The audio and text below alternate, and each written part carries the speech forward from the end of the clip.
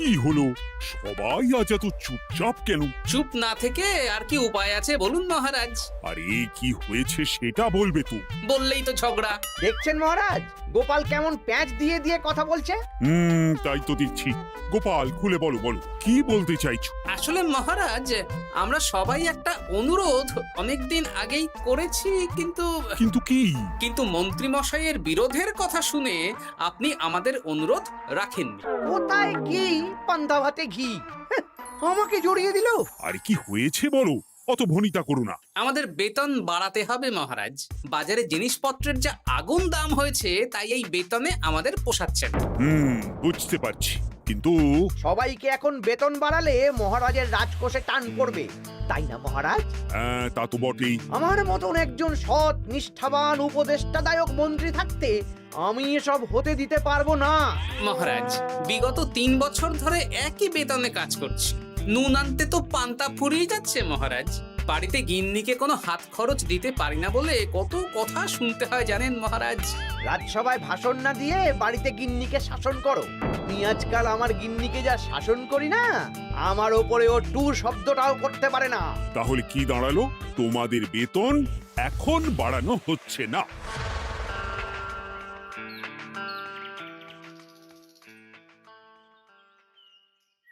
আবার ঘুরে ফিরে আমরা সেই এক জায়গায় পৌঁছে গেলাম। মন্ত্রী মশাই মহারাজকে বললেন, আর মহারাজ আমাদের প্রস্তাব নাকচ করে দিলেন। না, এভাবে হবে না।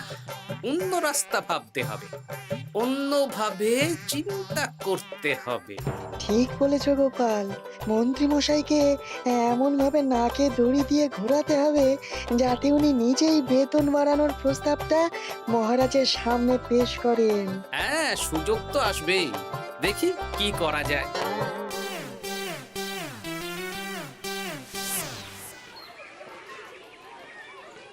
সারাদিন তোদের খেলাধুলো চলছে।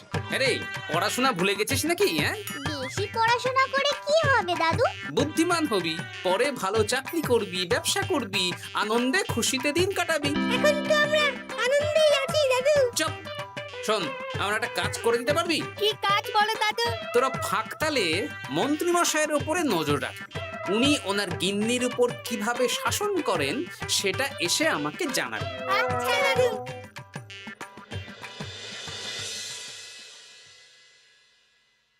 এই শোনো না, কান খোলা আছে? চট করে বলে ফেলো, ঝট করে শুনে ফেলি। একটা তোমার কাছে আবদার করছি, আবদার? রাগ করে না জানো। হ্যাঁ, তা কি আবদার শুনি? আমাকে 5টা মোহর দেবে গো। 5 মোহর? সামান্য 5 মোহরই তো, দাও না গো। একটা জিনিস না আমার পছন্দ হয়েছে, কিনবো। আমার কাছে এখন 5 মোহর নেই, ট্যাগ খালি। একদম বাজে কথা বলবে না তো। আমি মোহর চাইলেই তোমার ট্যাগ খালি হয়ে যায় না। এই বিরক্ত করো না তো। তুমি জানো 5 মোহর রোজগার করার জন্য আমাকে কত খাটতে হয়, কত পরিশ্রম করতে হয়। কি পরিশ্রম করো শুনি? রোদ ঝড় জল পেরিয়ে রাজসভায় চাকরি করতে যাই গিন্নি। সে তো যেতেই হবে। তাহলে তুমি বলো, আমাকে কত পরিশ্রম করতে হয়, কত মাথা খাটাতে হয়। মাথা ঘামাতে ঘামাতে আমার মাথার সব চুল যে উঠে গেল। এ উঠে যাক, তুমি আমাকে এত কথা না বলে 5টা মোহর দেবে কিনা বলো সেটা। তুমি কি এমন পরিশ্রম করো যে তোমাকে 5 মোহর দেব? বেশ, দিতে হবে না। এবার আমার পরিশ্রমের মূল্য আমি বুঝে নেব।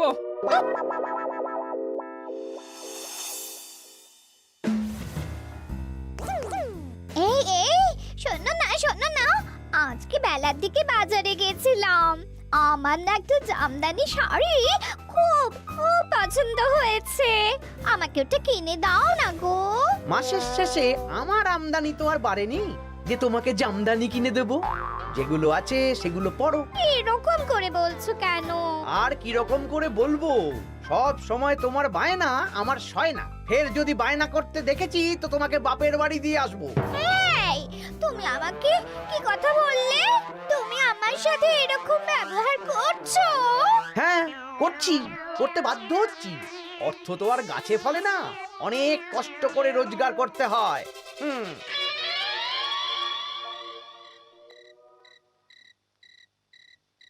আহ, কি সুন্দর গন্ধ। গন্ধেই প্রাণটা ভরে গেল গিন্নি। আজকে রাতে কষা মাংস আর রুটি, প্রাণ পেট সব ভরবে। হ্যাঁ, খাবার আগে পরিশ্রমের মূল্য দিতে হবে, না হলে আমার বানানো খাবার স্পর্শ করবে না। পরিশ্রমের মূল্য সেটা আবার কি গিন্নি? এই 2 মোহর দিতে হবে। মানে এই যে হাত পুড়িয়ে রান্না করলাম সেটার মূল্য। আগুনের সামনে বসে বসে রুটি মাংস বানাতে বুঝি কষ্ট হয় না? কিছুই তো বুঝতে পারছি না। তুমি নিজেই তো সন্ধেবেলা আমাকে কত কথা বললে। এখন আমি যা যা পরিশ্রম করব, পরিশ্রমের মূল্য তোমার কাছ থেকে কড়াই গন্ডায় বুঝে নেব। বাপরে বাপ, তাহলে এখন এই রুটি মাংস খাওয়ার জন্য 2 মোহর দিতে হবে? হ্যাঁ, নইলে নিজে রান্না করে খাবে। উফ, কি জ্বালা। এই নাও 2 মোহর, এবার খাই। স্বচ্ছন্দে। এই না না না না, মশারির ভেতর ঢোকা যাবে না। আগে 1 মোহর দাও। আমি মশারি টাঙিয়েছি, বিছানা গুছিয়েছি, পরিশ্রমের মূল্য দাও। কি মুশকিল রে বাবা। মুশকিল কোথায়? যা ন্যায্য তাই চেয়েছি। বাড়তি কথা না বলে 1 মোহর দাও, না হলে খাটের নিচে শুয়ে পড়ো। উফ, এই নাও ধরো। খুশি? খুব খুশি, খুব।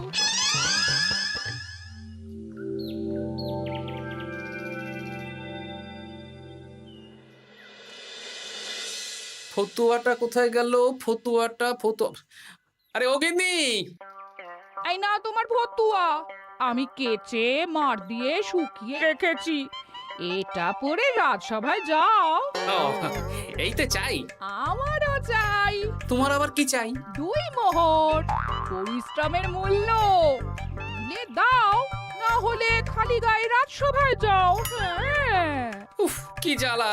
জ্বালা কিসের? আমি তো আমার পরিশ্রমের মূল্য চাইছি। হ্যাঁ, এই নাও ধরো। এরকম খুচখাচ নাচে একবারে বলো তো কত মোহর লাগবে? তুমি তো আমার কাছের লোক, তাই প্রত্যেকদিন 3 মোহর করে দিও। হ্যাঁ প্রত্যেক দিন? হ্যাঁ, প্রত্যেক দিন। আমার হাত খরচ গো। উফ, কি জ্বালা। ওই দেখ, দাদু কিরকম শুকনো আমসত্ত্বের মতো মুখ করে আসছে। কি হলো দাদু? দিদার সাথে ঝগড়া হয়েছে নাকি? না না, ঝগড়া না, অনেক জ্বালা। তোদের আর কি বলবো। যাই হোক, ওই মন্ত্রী মশাইয়ের খোঁজ নিয়েছিলি? হ্যাঁ দাদু, গতকাল সন্ধ্যাবেলা মন্ত্রী মশাই শাসন দেখে এলাম, ভাষণ শুনে এলাম। কিরকম? গতকাল সন্ধ্যাবেলা আমার না একটু জামদানি শাড়ি খুব খুব পছন্দ হয়েছে। মাসের শেষে আমার আমদানি তো আর বাড়েনি যে তোমাকে জামদানি কিনে দেব। সব সময় তোমার বায়না আমার সয় না। ফের যদি বায়না করতে দেখেছি তো তোমাকে বাপের বাড়ি দিয়ে আসবো। আচ্ছা, এই ব্যাপার। এই তো, এবার আমার জ্বালা মিটবে, চিন্তা কমবে। কিসের জ্বালা? কিসের চিন্তা দাদু? সেসব জেনে কাজ নেই তোদের ভোলার দোকানের মিষ্টি খাইয়ে দেবো। হ্যাঁ, এখন রাজসভায় যাব, তারপর দুপুর বেলা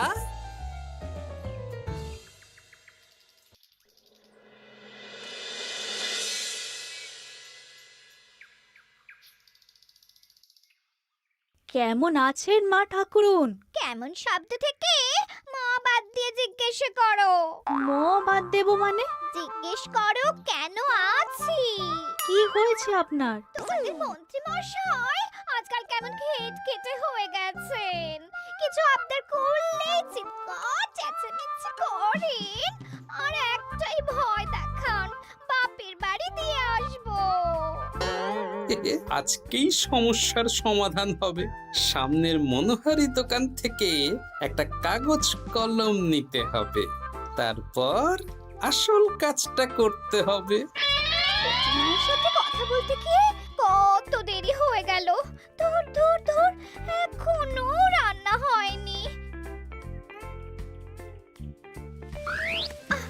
এই কে রে? আমি বৃক্ষ বাবা, কাগজটা খুলে পড়ো।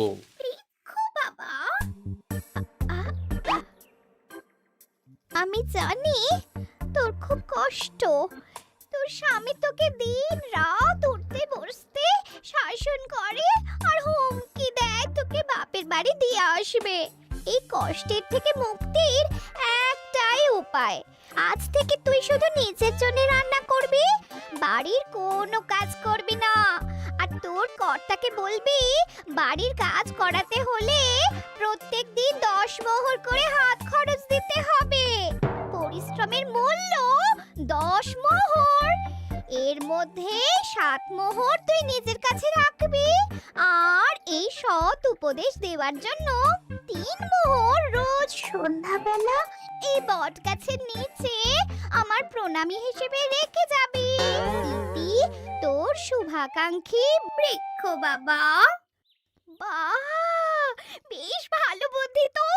তা আপনি একবার দেখা দিন না বৃক্ষ বাবা। বাবা, বট গাছে কোরা, কি অলৌকিক কাণ্ড! জয় বাবা, জয় বাবা।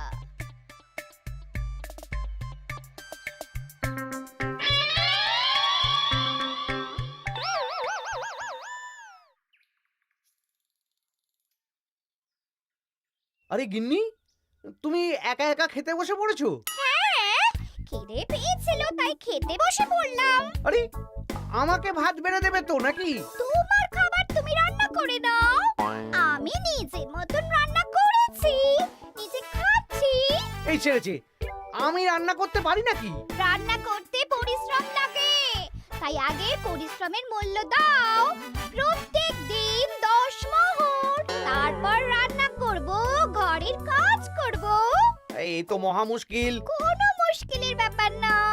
না, দেখি বাইরে ভোজনালয়ে কিছু খাবার পাওয়া যায় কিনা। দেখো এত বেলায় খাবার পাও কিনা।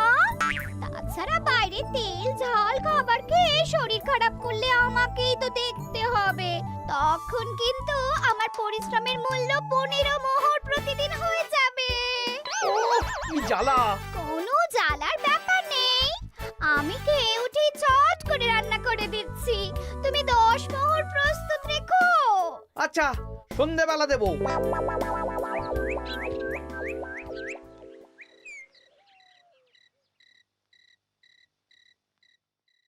এই নাও সন্ধেবেলার তেলে ভাজা মুড়ি।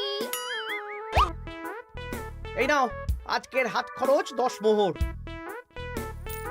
বলছি, প্রত্যেকদিন 10 মোহরটা একটু বেশি হয়ে যাচ্ছে না? তবে যাও, বাইরের খাবার খাও, আমি নিজের মতন নিজের কাজ করব। খাবো, দাবো, ঘুমোবো, সংসারের কোনো কাজ করব না। কি জ্বালা!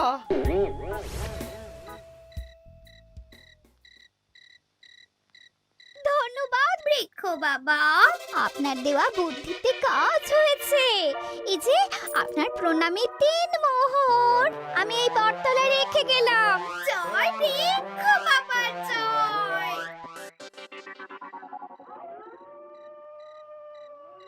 কি মা ঠাকুরুন, ভালো আছেন তো? হ্যাঁ হ্যাঁ গোপাল দাদা, ভালো আছি। তুমি কেমন আছো? আমিও ভালো আছি।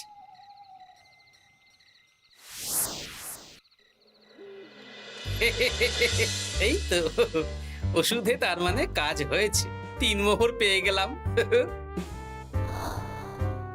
এই নাও গিন্নি, 3 মোহর, তোমার আজকের পরিশ্রমের মূল্য। তুমি এত ভালো হয়ে গেলে কবে থেকে গো? আমার আবদার শুনছো যে? তুমি আমার 7টা না 5টা না, একটা মাত্র বউ, আবদার তো শুনতেই হবে। হ্যাঁ,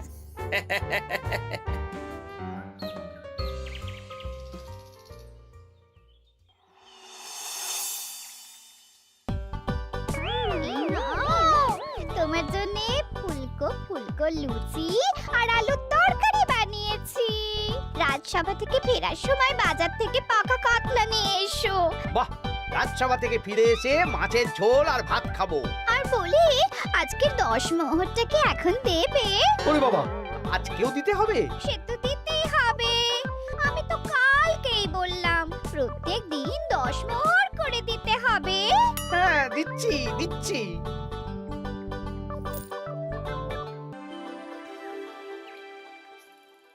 মন্ত্রী মশাই কেমন আছেন? আপনার মুখটা কেমন শুকনো শুকনো লাগছে। শুকনো তো হবেই, প্রত্যেক দিন গিন্নিকে হাত খরচ বাবদ 10 মোহর করে দিচ্ছি। 500 মোহর বেতন পাই। এইভাবে চলতে থাকলে 300 মোহর তো গিন্নিকেই দিতে হবে। সে তো দিতেই হবে, মা ঠাকুরুন এত পরিশ্রম করেন। আমিও আমার গিন্নিকে রোজ 3 মোহর করে হাত খরচ দিই, কিন্তু আমার মনটা বেশ ফুরফুরেই আছে। বাবা, আমার কষ্ট দেখে তোমার আনন্দ হচ্ছে নাকি? না না, কি যে বলেন। একটু দেরি হয়ে গেল। যাই হোক, আলোচনা শুরু করা যাক। এর একটা বিহিত করতেই হবে।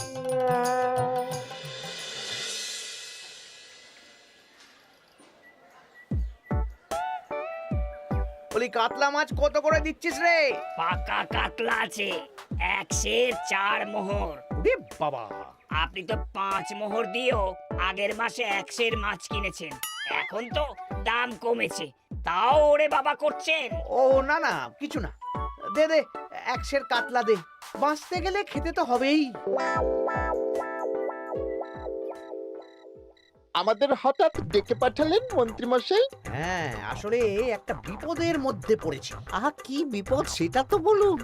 আপনি আমাদের মোহর দেবেন আর আমরা আপনাকে বিপদের হাত থেকে উদ্ধার করে দেব। আরে মোহরই তো আর হাতে থাকছে না। কেন, আপনি এত বেতন পান, সব খরচ হয়ে যাচ্ছে নাকি? ধুর, এতদিন আমি গিন্নির ওপর শাসন চালাতাম, আর এখন প্রত্যেক দিন 10 মোহর করে না দিলে রান্না করবে না, বাড়ির কাজ করবে না।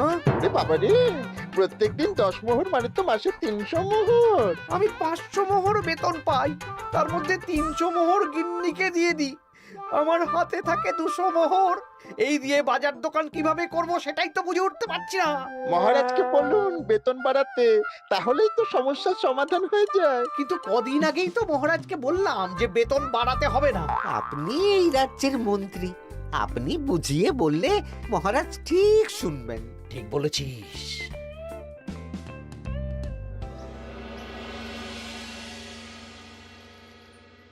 বুঝলে সবাই, আজ আমি মহারাজের কাছে আমাদের সবার বেতন বাড়ানোর প্রসঙ্গ তুলব। কেন? এই তো আপনি কদিন আগে বললেন বেতন বাড়ানো যাবে না।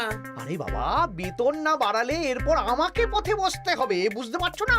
বেশ, এতদিনে আপনার সুমতি হলো তাহলে। আর মহারাজ যদি রাজি না হন? তাহলে আমরা সবাই একসাথে আন্দোলন করব। মন্ত্রী মশাই আমাদের পাশে থাকলেই হবে। হ্যাঁ, থাকবো থাকবো। মহারাজ, আমার একটা আর্জি ছিল। কি আর্জি বলো মন্ত্রী? আমি অনেক ভেবে দেখলাম, কয়েকদিন আগে সভাসদেরা ঠিক কথাই বলেছিল। কি ঠিক কথা? মানে বাজারে জিনিসপত্রের দাম বেড়ে দ্বিগুণ হয়েছে, কিন্তু আমাদের বেতন একই রয়েছে। হ্যাঁ, মানছি, কিন্তু হঠাৎ করে আমি বেতন বাড়াতে পারবো না। তুমি নিজেই বলেছো রাজকোষে টান পড়বে, এখন তুমি নিজেই আবার অন্য কথা বলছো। বলতে বাধ্য হচ্ছি মহারাজ, সংসারের খরচ সামলাতে গিয়ে মাথা খারাপ হয়ে যাচ্ছে। আমাদের বেতন বাড়াতে হবে। বাড়াতে হবে, বাড়াতে হবে। হ্যাঁ মহারাজ, এভাবে চলতে পারে না। রাজ্যের রোজগার বাড়ছে, কিন্তু আমাদের বাড়বে না। তাহলে এই রাজসভায় চাকরি করে কি লাভ মহারাজ? মহারাজ, গোপাল মন্ত্রী মশাই ঠিকই বলেছে। মহারাজ, বেতন বাড়িয়ে দিন, নইলে আর পারা যাচ্ছে না। বেশ বেশ, তোমরা এত করে বলছো যখন, তোমাদের সবার বেতন বাড়ানো হবে। আগামী মাসে যা বেতন পাবে তোমরা, তা বর্ধিত হারেই পাবে। কি সবাই খুশি তো? খুব খুশি। ধন্যবাদ মন্ত্রী মশাই। ঠিক আছে ঠিক আছে। আরে ধন্যবাদ আমাকে দাও বিজ্ঞানী, আমার জন্যই তো বেতন বাড়লো। মনোজা, আরে আমি তো মহারাজকে বললাম বেতন বাড়ানোর কথা। আপনি তো নিজের মন থেকে এমনি এমনি বলেননি, মানে আমি আপনাকে বলিয়েছি মন্ত্রী মশাই। তুমি আবার কখন বলালে? এই যে রোজ আপনার 10 মোহর করে খরচ হয় গিন্নিমার হাত খরচ বাবদ, সেটা তো আমার বুদ্ধিতেই। আরে কি বলছোটা কি? ঠিকই বলছি। কিছুদিন আগে একটা বট গাছের নিচ দিয়ে আপনার গিন্নি যাচ্ছিলেন।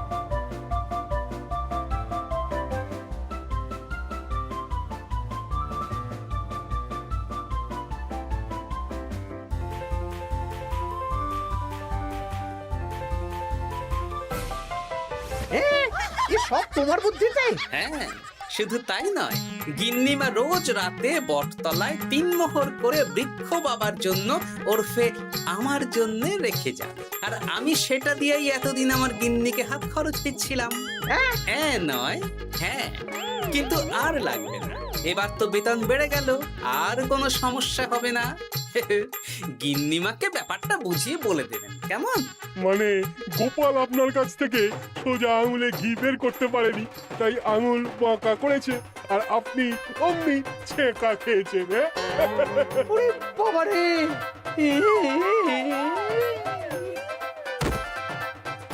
এই তোলো তোলো, মন্ত্রী মশাইকে তোলো, যা ছ্যাঁকা খেয়েছেন এখন কদিন আর ওনার জ্ঞান ফিরবে না। ওই তো চিকিৎসা শুরু করো।